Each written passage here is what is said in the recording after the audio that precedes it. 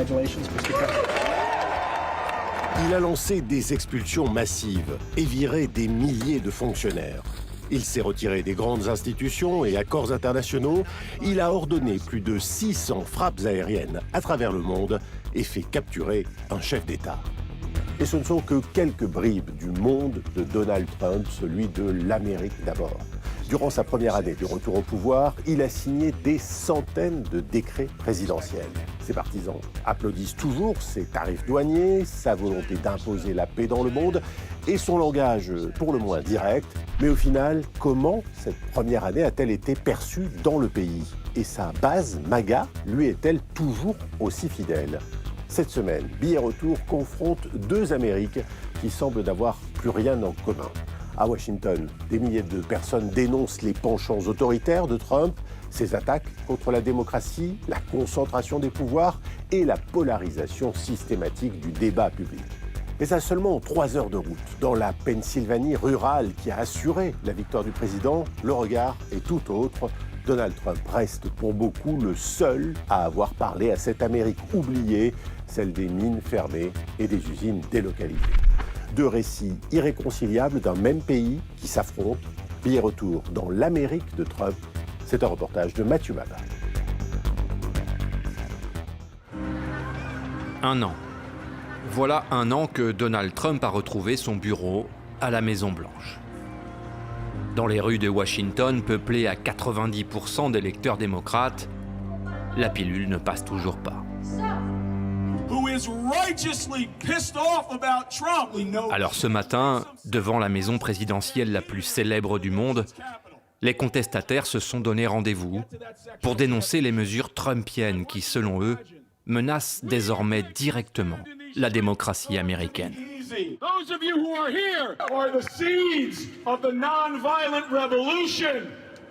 Dans la petite foule rassemblée, on retrouve essentiellement une population urbaine, blanche, éduquée et une écrasante majorité de plus de 40 ans. À l'image de Sunsara Taylor, militante antifasciste aguerrie. Trump must go, Trump must go now.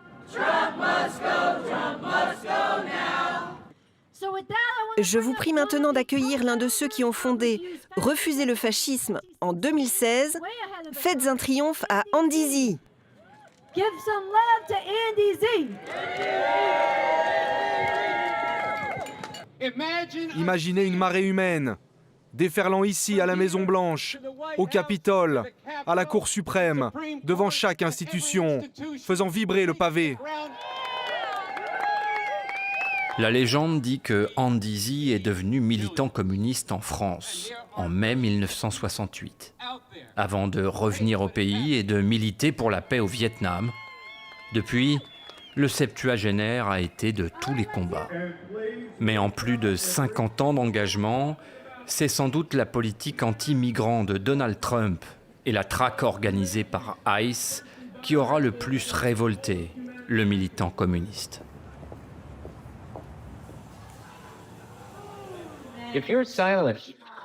Si vous restez silencieux face à l'expulsion de dizaines de milliers de personnes, quand des hommes masqués prennent des gens dans la rue pour les jeter dans des vannes non immatriculées, puis dans des camps de rétention, si vous ne réagissez pas face à cela, non seulement vous l'acceptez, mais vous êtes complice. La plupart des partisans de Trump s'en sortent bien sur le plan financier. Et ceux qui sont plus fragiles économiquement, ce n'est pas ça qu'ils trouvent attirant. Ce qu'ils aiment chez lui, c'est qu'il incarne la revanche contre les femmes, contre les Noirs, contre les LGBTQ et le ressentiment envers les étrangers. Pour ces militants d'extrême gauche américains, le processus démocratique ne suffit plus, puisque c'est précisément lui qui a porté Donald Trump à la Maison-Blanche. Mais l'Amérique ne se limite pas à Washington ou aux grandes villes, souvent perçues comme progressistes. Loin des côtes, dans les zones rurales reculées, il existe une autre Amérique, sans banderole ni slogan. Et pour la rencontrer, nous avons choisi de prendre la route de la Pennsylvanie et de la petite ville de Johnstown. 18 000 habitants, des friches industrielles qui rappellent les grandes heures révolues de la sidérurgie, mais surtout ses forêts. C'est la période de la chasse à l'ours, et pour trouver les hommes de la ville, il faut donc rouler encore 2 heures vers le nord. Quitter les routes carrossables et s'enfoncer dans les profondeurs boisées de la Pennsylvanie.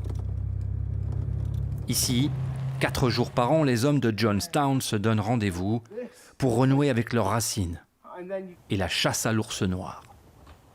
345. Okay. So, 300 yards this way is the last guy. Je vais entrer dans le bois, déposer Matt, puis Mickey, et toi en dernier. and then you. Brian Subich, 51 ans, est le juge du district de Johnstown. Il a grandi et vécu dans ces bois comme son père et son grand-père avant lui.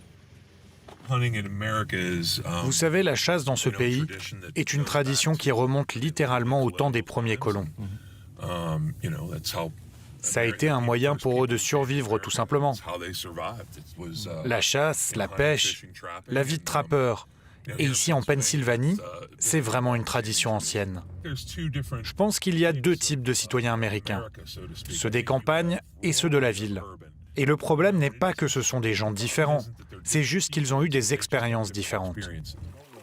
Ces nuances sociologiques sont au moins aussi vieilles que les États-Unis, mais elles n'ont pas toujours déterminé les choix politiques des citoyens. Donald Robertson, alias Don, c'est le shérif de Johnstown et le meilleur traqueur du groupe. Il n'a pas laissé de traces dans le sable de la rivière. Donc soit il a fait un crochet par là, ou il a coupé tout droit. Mais c'est dans cette zone qu'on a tué un ours l'année dernière. Don a grandi dans une Pennsylvanie ouvrière et démocrate. Il y a eu un virage avant Donald Trump. Ce n'est pas tellement lui. C'est que beaucoup de gens ne se retrouvaient plus dans le Parti démocrate, qui a changé. Désindustrialisation, chômage et virage progressiste des nouveaux démocrates. Pour le chasseur, c'est la recette qui a conduit le monde ouvrier et agricole vers le repli conservateur. Can you see it in your... In the scope.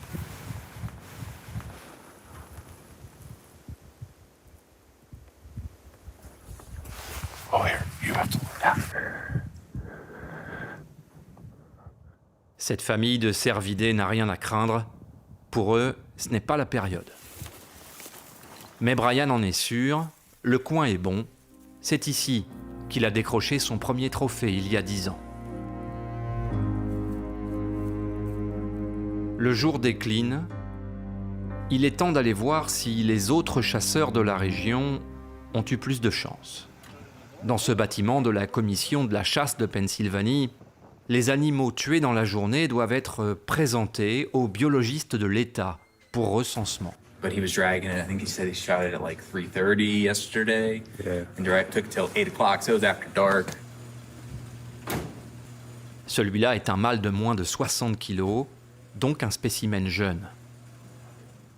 Dans ce pick-up, en revanche, la prise a l'air plus sérieuse. Et il s'agit d'une femelle.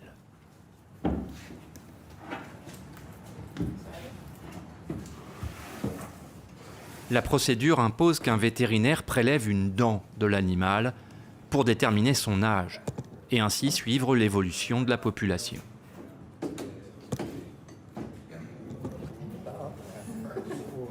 Puis vient le temps de la peser.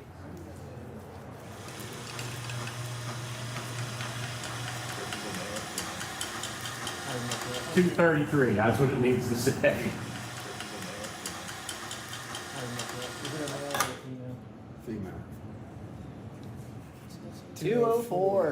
Yeah, congratulations. Have a good day. Thank you, guys. 92 kilos, une belle bête. Nous sommes ici au cœur de la Pennsylvanie trumpiste.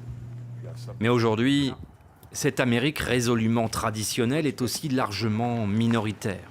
80% des habitants de l'État vivent désormais dans des grandes villes, où, comme à Washington, les électeurs plébiscitent largement les candidats démocrates. En 2024, Trump ne l'a emporté que d'un petit point et demi. We believe in the power of words, so I need y'all to say this with us. Get them kids up out the cages. Say with us. Get them kids up out the cages. Come on. À Washington, changement d'ambiance. La mairie de la ville enregistre une manifestation tous les 3 jours. They treat us like animals. This ain't a circus. This is laughable. We don't deserve this. C'est une nouvelle démonstration de force pour les adversaires de Donald Trump. Et comme presque chaque fois, Sun Sara est en première ligne. Pour la 3e manifestation de la semaine, avec Andy, le 68ard américain, ils ont choisi d'accroître la pression sur la résidence présidentielle. Mission, encercler la Maison-Blanche. Il faut faire environ 3 km pour faire tout le tour, parce qu'on ne peut pas trop s'approcher. Nos militants ont mis en place ce ruban parce que nous considérons que la Maison-Blanche est une scène de crime. Celui qui y habite est un criminel, un fasciste. Donald Trump, il est un danger pour l'humanité. Alors on est là pour encercler la Maison-Blanche et on ne lâche rien. On revient à la charge avec plus de manifestants à chaque fois. Aujourd'hui, nous sommes des centaines. Et bientôt, nous serons des milliers, des dizaines de milliers, et même des millions à nous rendre dans la capitale américaine pour exiger que Trump s'en aille. Nous n'arrêterons pas tant qu'il n'aura pas quitté le pouvoir.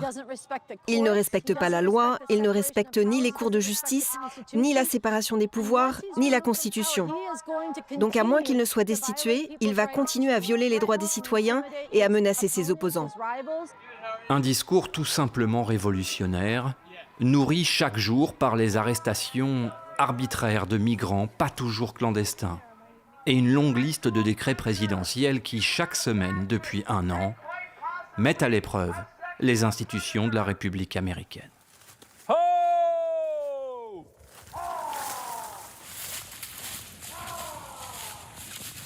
Le 3e jour de chasse va bientôt s'achever pour les hommes de Johnstown, et cette année, les ours semblent avoir pris congé. You know what? An old man said that to me once. He said, you know, when you're pushing bear, you keep your eyes up in the trees, too. Yeah, I've been looking. I always forget. Le duel avec l'ours ne sera pas encore pour aujourd'hui. Mais peu importe.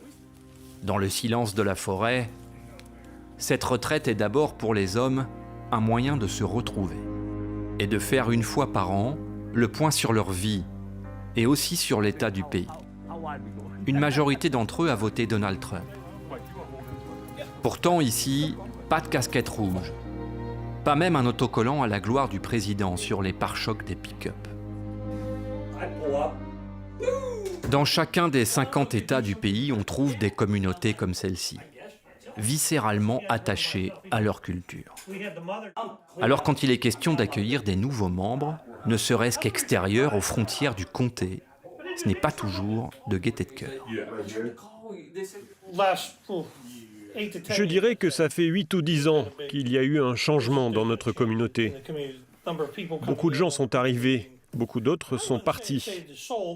Je ne dirais pas que ça a changé son âme, mais clairement le tissu social n'est plus comme avant, et je dirais que ce n'est pas pour le mieux. On a eu une apparition massive de stupéfiants qui viennent d'ailleurs. Je veux dire, c'est tous les jours. Tous ces hommes ont entendu parler des expulsions arbitraires.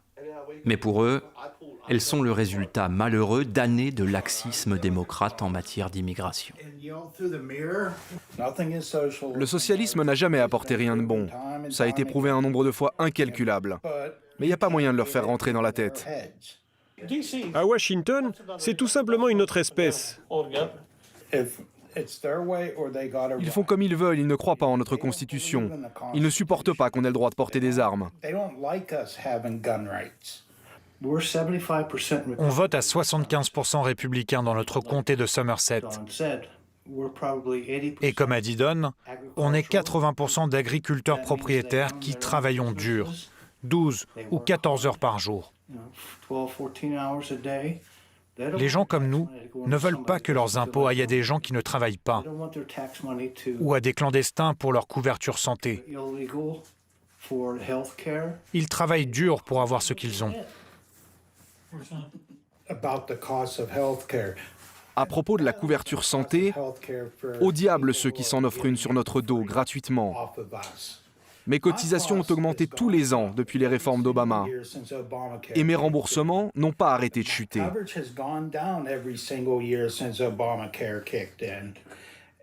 La franchise a tellement explosé qu'en fait mon assurance santé ne rembourse absolument plus rien. Mais jamais un mot n'a été dit pour la couverture santé de ceux qui travaillent. Tout le monde était inquiet pour les sans-papiers et pour ceux qui bénéficient des mesures Obama. Je pense que les gens en ont ras-le-bol. C'est pour ça qu'ils ont voté pour Trump. Moi, je ne lui laisserai pas épouser ma fille, parce qu'il a un casier judiciaire. C'est vrai que ce n'est pas un homme parfait, mais lequel d'entre nous est parfait?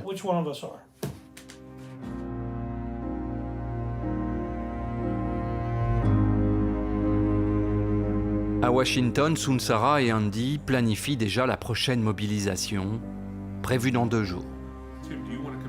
Pendant que Brian et Don, le shérif, travaillent à une nouvelle stratégie d'encerclement d'un ours qu'ils croient avoir localisé. Ils ne se rencontreront probablement jamais. Pourtant, dans cette Amérique qui ignore la moitié d'elle-même, ils incarnent sans doute mieux que tous les discours le dialogue de sourds qui s'est emparé de ce pays.